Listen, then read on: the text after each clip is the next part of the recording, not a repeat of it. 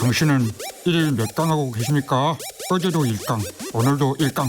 김경래의 최강 시사 아니겠습니까? 하하하하하 예. 네, 김경래의 최강 시사 듣고 계십니다. 정부가 어제 추가 경정 예산 의결을 했죠. 근데 최근에 이 정부 추가 경정 예산에 이거 들어가지는 않았어요. 근데 추가로 재난지원금 또 지급을 해야 되는 거 아니냐 이런 목소리 나오고 있습니다. 이재명 도지사가 얘기를 했고 더불어민주당의 김두관 의원 역시 2차, 3차 재난지원금 각오해야 된다 이렇게 주장을 했습니다. 물론 이제 결은 다른데 미래통합당 쪽에서는 기본소득제 얘기가 지금 솔솔 나오고 있고요. 관련된 얘기를 더불어민주당 김두관 의원과 함께 얘기 나눠보겠습니다. 의원님 안녕하세요. 예, 반갑습니다. 김두관입니다. 네. 긴급 재난지원금 요번에 뭐 저도 받았는데 예. 뭐 좋더라고요. 근데 효과가 좀 있었다고 보세요? 그렇죠. 재난기본소득이라는 이름으로 이제 전체적으로 지급했던 경기도 같은 경우에요. 네.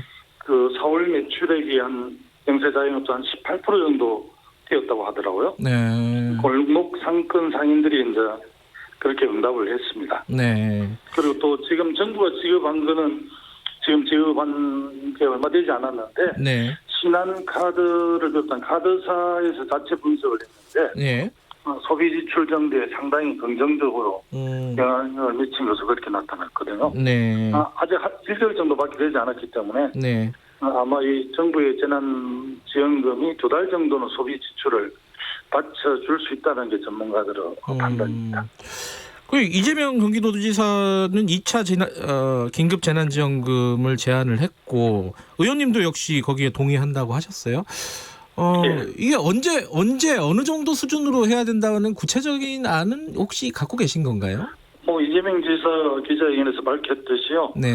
2차 재난지원금 20만 원 정도 하면 10조 정도 드는 돈이거든요. 네. 사실은 이번 35조 3천억 3차 추경에 예.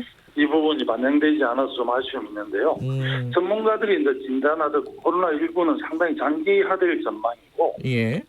경제 전반에 미치는 영향이 매우 크기 때문에 가계소득 감소가 불가피하거든요. 네. 그리고 또 우리나라하고 주요 이제 무역 파트너인 미국이나 또 유럽 이런 경제 회복이 지연되고 있기 때문에 네. 아마 2차, 3차도 지급해야 되지 않을까. 지금 전체 경기의 흐름으로 보면 그런 생각이 듭니다. 근데 이게 재원 문제잖아요. 결국은 돈 주면은 좋죠. 저도 좋고 돈 쓰면 좋은데 이게 정부 돈 이번에 3차 추경도 35조가 나라비 때문에 걱정이다 이런 의견들도 일부는 있으니까 이게 돈 문제 아니겠습니까? 재원 문제 이거 어떻게 보세요? 우리가 이제 IMF 왔을 때도 그랬지만 네. 지금은 소위 이제 정부가 확장적 재정 정책을 통해서 경기를 이제 부양할 때거든요. 네. 우리나라는 그동안 재정을 매우 건전하게 운영해 왔기 때문에 네. 기재부 같은 경우는 이제 국가 총생산 대비 40%를 넘으면 안 되는 마지노선처럼 이야기를 했지만 네. 실제 그거는 그냥 기재부가 정해놓은 심리적 마지노선이고 사실은 이런 위기 상황에 정부가 재정 지출을 통해서 경기를 회복하려고 재정 건전성을 유지해 왔기 때문에 네. 지금은 정부가 적극적으로 재정을 확장할 때고요. 예. 최근에 이제 이렇게 쭉 봤을 때 한 43% 정도, 예. GDP 대비 43% 정도니까 일본이나 미국 이런 선진국에 비해서는 굉장히 건전한 겁니다. 그러면은 이게 아까 말씀하셨듯이 지금 정부가 지급한 재난지원금 소비 기간이 아직 안 끝났잖아요. 예. 그러면은 2차는 대략 언제쯤이 좋은 시점이라고 보십니까? 정부에서는 지금 답을 하고 있지 않지만 예. 아마 한두 달 정도 소비 지출에 소비를 이렇게 뒷받침해 줄 거기 때문에 네. 또 한 8월이나 9월 초 이렇게 정도 제가 그 부분에 대해서 정확한 진단을 하고 있는 사람이 아니라서 네네네. 그 날짜를 대단해서 말씀드리기 어렵지만 네. 이 영향이 계속 갈 거기 때문에 네. 충분한 준비를 해서 적절한 시점에 예. 이렇게 집행을 해야 되지 않을까 싶습니다. 근데 요번에 아까 의원님도 말씀하셨는데 3차 추경에는 이게 반영이 안 됐어요. 안 됐고 예. 기재부 입장은 홍남기 부총리도 이게 전혀 검토한 적이 없다. 추가 지급은 이렇게 예. 얘기하고 1차적인 지급을 할 때도 뭐 70%를 주니 많이 뭐 이래가지고 굉장히 논란이 많았잖아요. 기재부는 여기에 대해서 약간 거부감이 있는 것 같아요. 그러면 예, 어떻게 보십니까?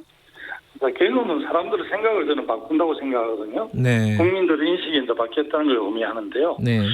이제 기재부도 과거 같은 보수적 재정 운영을 고수하기는 좀 어려울 거고요. 예. 일단 기재부가 정부 재정을 통할하는 집행기관이지 사실은 이 나라의 살림을 정확하게 감당하는 것은 국회와 이제 국민이 선택한 청와대 대통령이라고 생각을 합니다. 그래서 기재부가 이제 국간 열쇠를 갖고 있다 보니까 네. 국간 안에 든 모든 재원이 본인들 거라고 약간 오해를 한 것 같은데요. 그러지는 않고요. 예. 분명한 것은 예.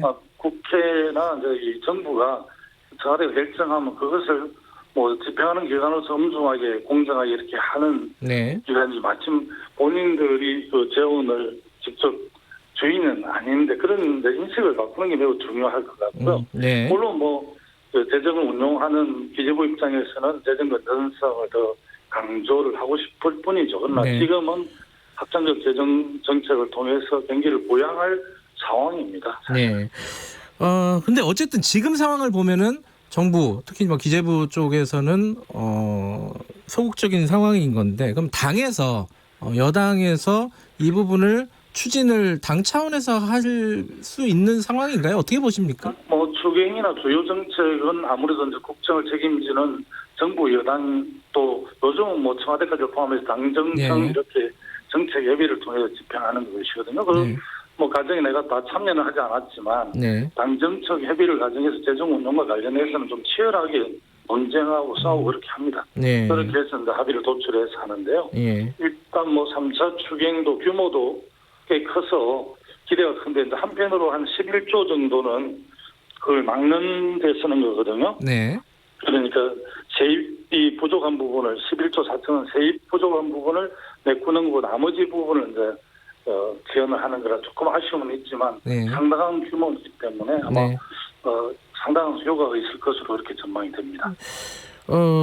요번에 그 1차 재난지원금 정부에서 지급을 할 때 뭐 기부를 해달라고 했어요. 안 쓰실 분들은. 네. 근데 거의 안 했더라고요. 나중에 보니까. 그러니까 이것도 잘 사는 사람들은 잘 사는 사람대로 또 소비 패턴이 있고 예. 또 어려운 사람은 어려운 대로 다 거의 뭐 기부는 아주 미비하더라고요. 예. 오히려 그 처음에 70%만 지급한다 했을 때 예. 왜 부자들한테 지급하느냐 이렇게 많이 멘트를 하고 했었는데 예. 실제 뭐 용산구라든지 서울 쪽에 보니까 굉장히 촌들이 많이 있는 쪽에 오히려 재난지원금을 수령한 퍼센트가 90몇 퍼센트 정도 되더라고요. 네. 그래서 어떻게 보면 이 기부보다는 오히려 지역화폐를 통해서 지역의 소비를 진작하는 게 더 바람직하기 때문에 네. 적극적으로 이렇게 소비를 해주시는 게 그 재난지원금을 지원한 취지에 네. 맞는 것 같습니다. 요번에도 이제 중앙정부 차원에서는 지급을 했지만 그 전에 지자체에서 먼저 했잖아요. 뭐 경기도라든가 뭐 그 경남이라든가 뭐 이런 데서 먼저 했는데 요번에 말씀하신 2차 긴급재난기금이 지급이 된다 하더라도 지자체에서 먼저 좀 시범적으로 할 수 있지 않을까라는 생각도 들어요. 특히 이제 이재명 지사 같은 경우는 워낙 적극적이니까요. 그런 식으로 진행이 되지 않을까요? 예상은. 물론 좀 그럴 가능성이 있다고 보고요. 네.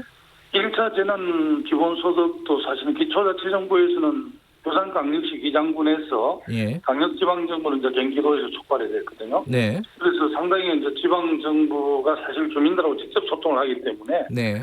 어려움을 너무 잘 알지 않습니까? 그러나 네. 사실 1차 지급 때 이제 재력을 많이 소모한 상태라 네. 가능할지는 잘 모르겠습니다. 그러나 저는 이제 지방정부를 대변하는 입장에 쭉 활동을 해왔는데 예. 재난기본소득은 정부 주도로 국비로 지급하는 것이 바람직하다고 생각합니다. 사실 지방정부의 재정이 매우 어렵거든요. 중앙정부에서 하는 게 더 바람직하다. 예. 알겠습니다. 현안도 좀 여쭤봐야 될 것 같아요. 중진 의원이시고 하니까. 지금 원구성 때문에 줄다리기 하고 있습니다. 야당하고. 이게 지금 먼저 열자 그리고 원구성도 합의를 해야지 지금 열 수 있다 이러고 있는데 이거 어떻게 해야 되는 게 맞다고 보십니까? 서로 간의 의견이 지금 부딪히고 있는데. 우리 뭐 민주당 김태년 원내대표를 비롯한 지도부가 예. 잘 풀어갈 텐데 사실은 뭐 이 역지사지로 사실 좀 이렇게 입장을 생각하는 게 매우 중요하잖아요. 네. 기본적으로는 뭐 대화와 타협을 통해서 구성하는 게 굉장히 바람직한데 이제 과거에 단순 가만히 넣는 경우가 아니라 압도적으로 지지를 해준 이런 점을 또 야당은 좀 이렇게 생각을 해야 될 것 같고요. 네, 또 네. 여당은 우리 여당 입장에서 그래도 야당이 한 103석 정도를 가진 거대 야당이기 때문에 또 거의 파트너이기 때문에 네. 서로 입장들을 이렇게 해서 좀 원만하게 좀 합의를 했으면 좋겠는데요. 일단 뭐 저는 6월 5일 내일이죠. 네. 내일 일단 의장단을 좀 선출하고 또 8일쯤 본회의를 열어서 상임위원장 정도를 선출하면 좋을 것 같은데 전체 상임위원장이 18석인데요. 네. 12대 6으로 될지 11대 7이 될지 이런 쪽에 합의를 하면 또 구체적으로 네. 예산결산위원장이나 법사위원장 이런 자리를 놓고 또 합의를 하게 될 것 같은데 네. 지금은 이제 우리가 상임위를 다 갖겠다 이렇게 한 것은 제가 볼 때는 갭상으로 그렇게 또 이야기를 한 것이고 그렇게 다 하겠다는 것은 저는 아니라고 생각을 하거든요. 예. 아마 어제도 막걸리 회동도 하고 했으니까 오늘 좀 좋은 협상이 있을지 좀 기대를 해보고 있습니다. 근데 이게 결과적으로는 법사위 예결이 문제다 이렇게 해석하는 사람들도 꽤 있어요. 특히 법사위 같은 경우에 이제 법안들을 좀 신속하게 통과하려면 여당이 가져가야 된다. 그리고 여당 심사권 이런 부분을 가대 해석을 해서 마침 법사위가 다른 상임위와 결정을 제동을 걸거나 뒤집기도 하고 이렇게 하니까 마침 미국 상원처럼 역할을 하니까 법사위 운영에 대해서 굉장히 논란들이 많고요. 과거에 다른 상임위에 이제 법률 전문가들이 없었을 때 혹시 그게 이제 문제가 되는 걸 한번 점검하는 건데 지금은 수석 전문위원을 비롯해서 상임위별로 아주 법률 전문가들이 많이 이렇게 받쳐주고 있기 때문에 사실은 법사위의 그런 자구 해석 기능 이런 거는 이제 좀 정리를 해야 될 시점 아닌가 싶습니다. 저 개인 결의이긴 합니다만. 예, 알겠습니다. 그 얘기도 하나 여쭤볼게요. 금태섭 의원, 전 의원이죠. 징계 관련해서 좀 당내도 그렇고 외부에서도 말이 많습니다. 이게 의원의 소신에 대해서 이렇게 투표 행위에 대해서 징계를 하는 거는 초유의 찾아보기가 어렵다. 조금 과도한 당의 결정 아니냐. 여기에 대해서는 어떻게 생각하십니까?